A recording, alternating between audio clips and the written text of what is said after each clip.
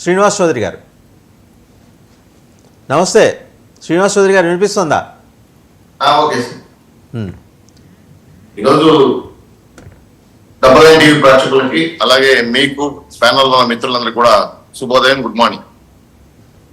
తిరుమల తిరుపతి దేవస్థానానికి గతంలో వచ్చిన చైర్మన్లందరూ కూడా దేవుడి ఆస్తుల్ని, కైంకర్యాలని, హుండీని, దేవుడి మఠాల భూముల్ని అనేక రకాలుగా కొనుగోలు విషయంలో కానీ, ప్రసాదాల నాణ్యత విషయంలో కానీ, అలాగే లడ్డు వ్యవహారాల విషయాలు కానీ చాలా మంది భగవంతుడి దగ్గర సేవ చేయించుకున్నారు, కానీ భగవంతుడికి సేవ చేయడం చాలా తక్కువ. అటువంటి పరిస్థితుల నుంచి మార్పు చెందాలి అని చెప్పి గతంలో సజ్జల రామకృష్ణారెడ్డి గారి నుంచి, చెవిరెడ్డి గారి నుంచి, బొమ్మల కరుణాకరెడ్డి గారి నుంచి, వైఎస్ సుబ్బారెడ్డి గారి అందరూ రెడ్లు వచ్చారు. కానీ అందరూ స్వామివారిని అనేక రకాలుగా వ్యాపార పరంగా వాడుకున్నారు, కానీ దేవుడికి సేవ చేయాలనే ఆలోచనతో ఏ పాలక మండలి రాలేదు.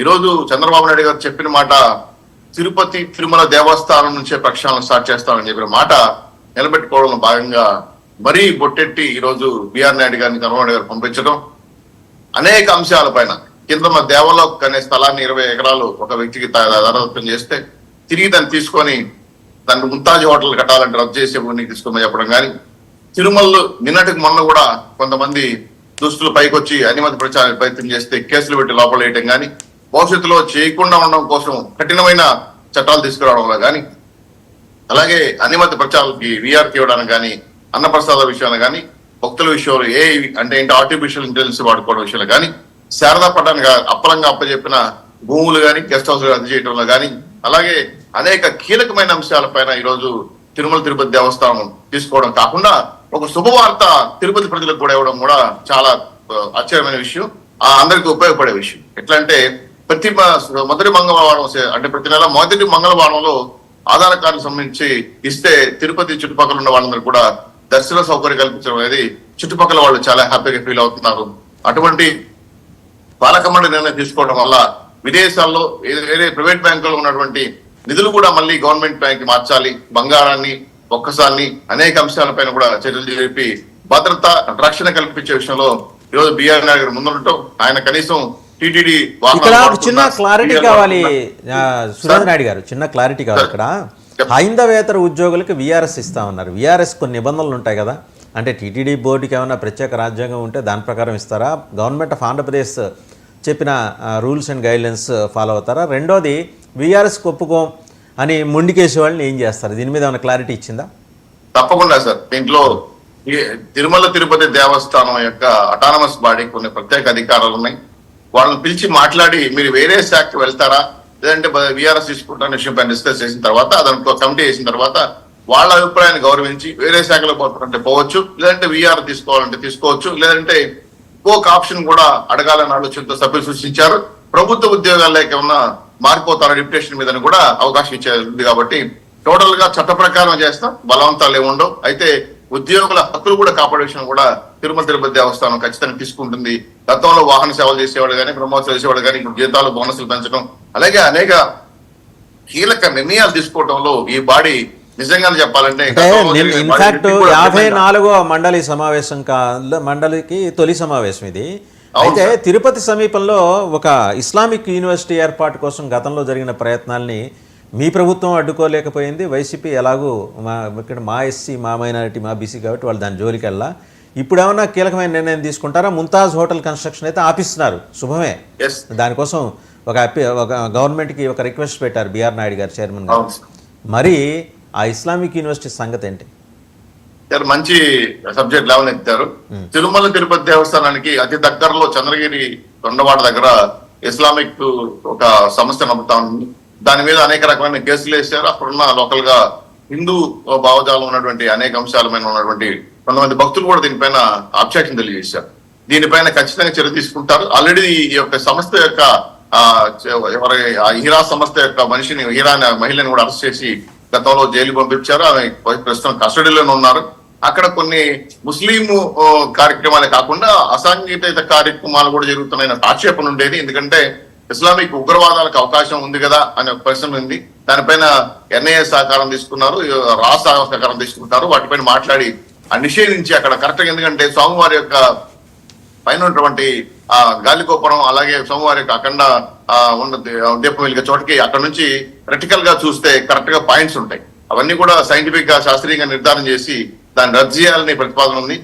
అక్కడ భూములు కూడా అక్కడ ఉన్న భూములు కూడా దేవస్థానం భూములు ఆక్రమించుకున్నారని, దాని ద్వారా యూనివర్సిటీ నిర్మించారని, దానికి కొంతమంది అక్కడ సహకారాలు అందించారని కూడా నినాదాలు ఉన్నాయి, అభియోగాలు. వాటన్నిటి కూడా పూర్తిగా విచారించి ఆ యూనివర్సిటీని మార్పించే విధంగా చర్యలు తీసుకుంటారు. దీంట్లో ఈ పాలక మండలి మొదటి అడుగు చూస్తే చాలా భక్తులు పాజిటివ్ గానే ఉంది.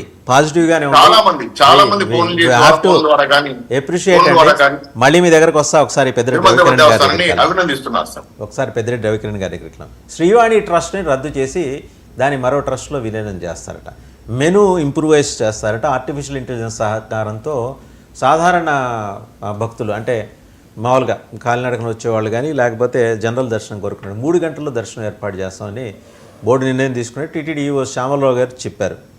అండ్ ప్రత్యేకించి ఇస్లామిక్ యూనివర్సిటీ విషయంలో ఏమన్నా ముందడుగు పడే అవకాశం ఉంది? ఇంకా ప్రభుత్వంలో మీరు కూడా ఉన్నారు రవికిరణ్ గారు. రవికిరణ్ గారు మ్యూట్లో ఉన్నారండి, అన్మ్యూట్ చేసుకోండి. రవికిరణ్ గారు మ్యూట్లో ఉన్నారు, అన్మ్యూట్ చేసుకోండి. రవికిరణ్ గారు ఇప్పుడు ఓకే, ఇప్పుడు ఓకే ఫైన్. ఓకే వాసుదేవన్ గారు, ముందుగా మీకు ప్యానలిస్టులకి 99 టీవీ వీక్షకులందరికీ శుభోదయం అండి. నిన్న టీటీడీ బోర్డు మొదటిసారిగా కొత్త చైర్మన్ బిఆర్ నాయుడు గారి ఆధ్వర్యంలో మీట్ అయ్యి ఒక మంచి నిర్ణయాలు తీసుకున్నందుకు వారందరికీ అభినందనలు, శుభాకాంక్షలు అండి. ఇప్పుడు క్యూ లైన్ లో భక్తులు జనరల్ గా మనకి ట్యాగ్ ఇస్తుంటారు, సమయం ట్యాగ్. ఆ ట్యాగ్ ఉన్నప్పటికీ కొన్నిసార్లు ఏమవుతుందంటే 20 గంటలు 30 గంటలు క్యూ లైన్ లోనే ఉండిపోయి భక్తులకు ఇబ్బంది గురైన సందర్భాలు చాలా మనం చూసాం.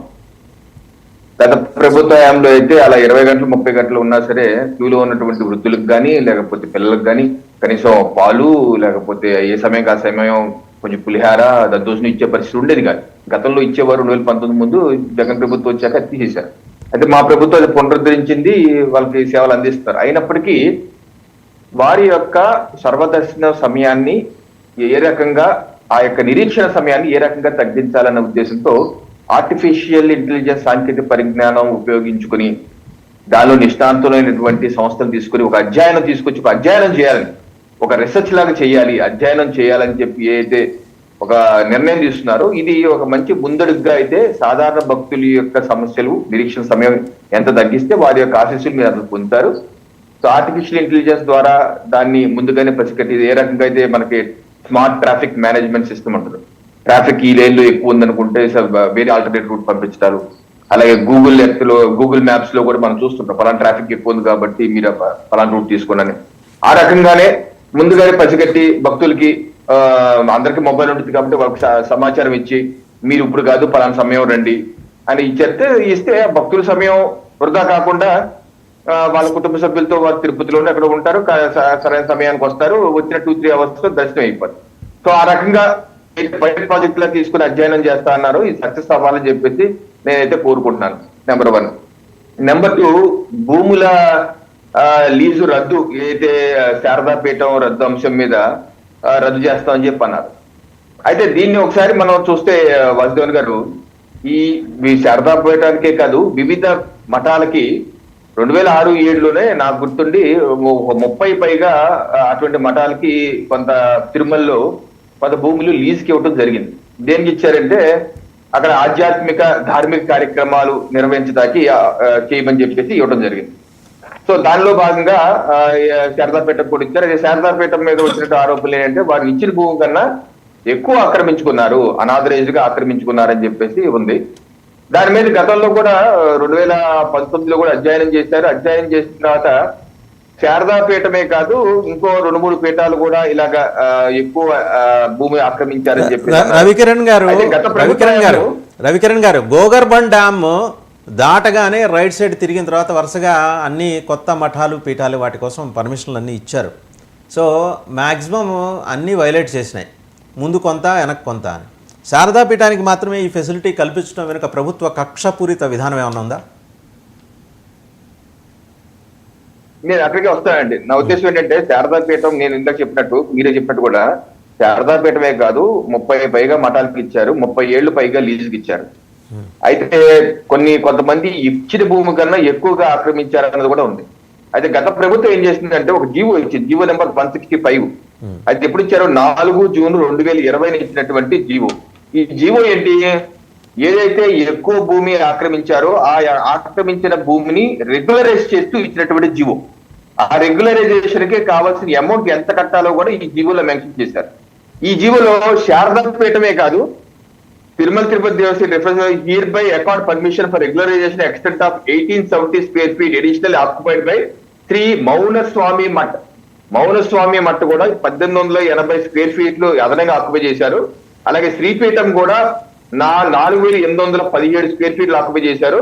అందుకనే దాన్ని రెగ్యులరైజ్ చేస్తూ మౌనస్వామి మఠకి స్క్వేర్ ఫీట్ కి 374 రూపాయలు, అలాగే శారదాపీఠ మఠానికి స్క్వేర్ ఫీట్ కి 964 రూపాయలు అదనంగా కట్టించుకుంటూ రెగ్యులరైజ్ చేయమని చెప్పి ఇచ్చినటువంటి జీవో. సో ఇప్పుడు సమస్య వస్తుందంటే శాఖాపరమైనటువంటి సమస్యలు ఏ రకంగా వస్తాయి అన్నది మనం చూడాలి. ఎందుకంటే శారదాపీఠం వారు తప్పనిసరిగా కోర్టుకు వెళ్తారు. రెగ్యులరైజ్ చేశాము. ఒక సమస్య ఏంటంటే ఎక్కువగా ఆక్యుపై చేసింది మేమే కాదు, మిగతా వాళ్ళు కూడా ఉన్నారు. నెంబర్